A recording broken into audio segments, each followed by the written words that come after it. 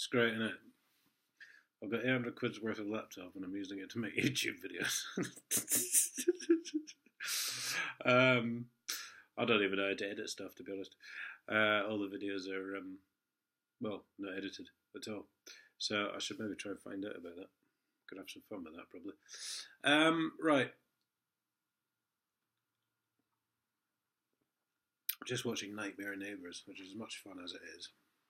I just need to quickly boost this one up there.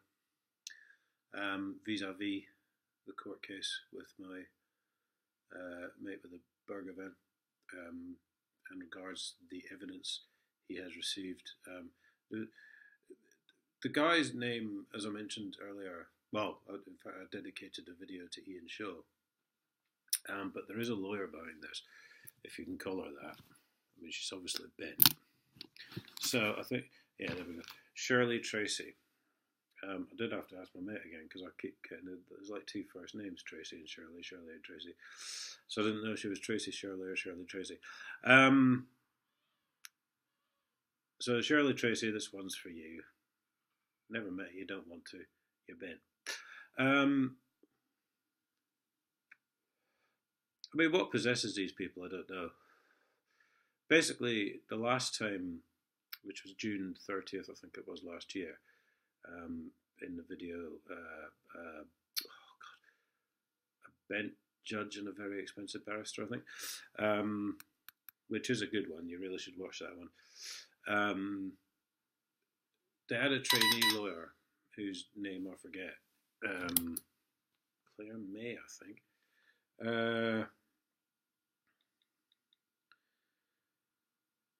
Just give me a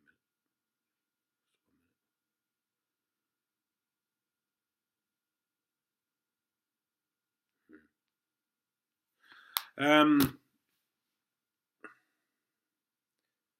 I'll try to answer that because the person who sent it's probably watching. But as you can see, I'm a bit busy just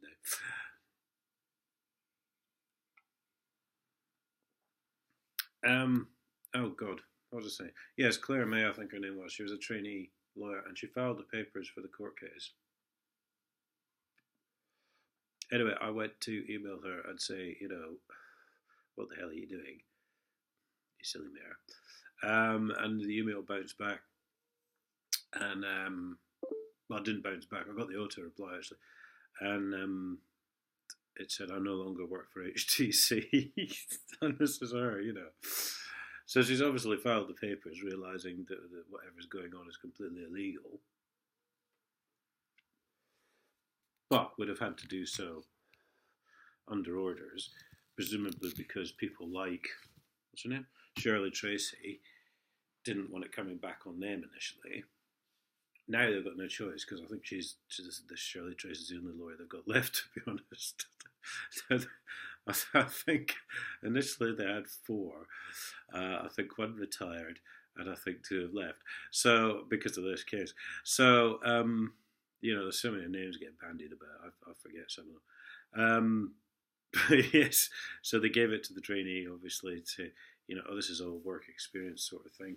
And she obviously realised that something wasn't quite right and put the papers in and sorted off, basically. So we're hoping the same thing really is going to happen to this Tracy woman. Or Shirley woman. Tracy. Wasn't Tracy a character in Thunderbirds, actually? Was he one of the pilots? Anyway, well, they're all being have their strings pulled, aren't they? So it might as well be.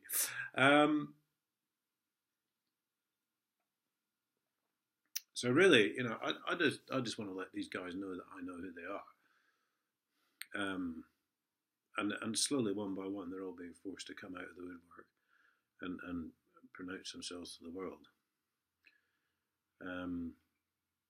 And you know, as we said before,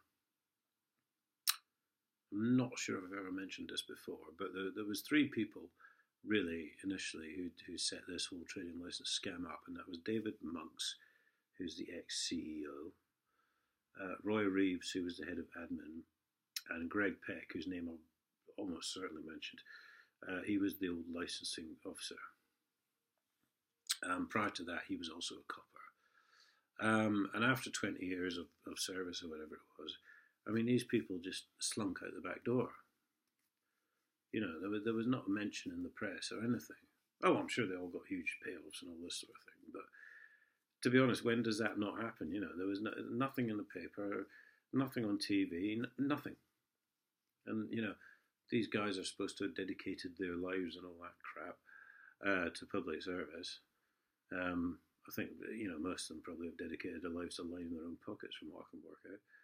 But, you know, there was absolutely nothing media-wise,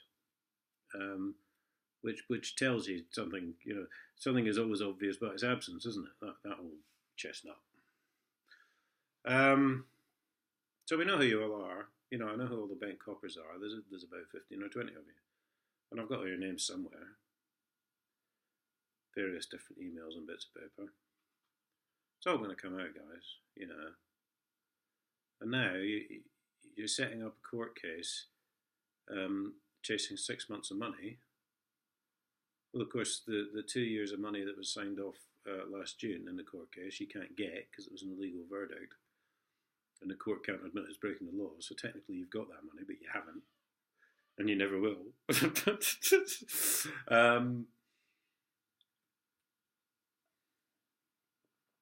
I mean, sort it out, guys. This is just a mess. You're just making one big mess. And it's all going to come back on you. You're all going to jail.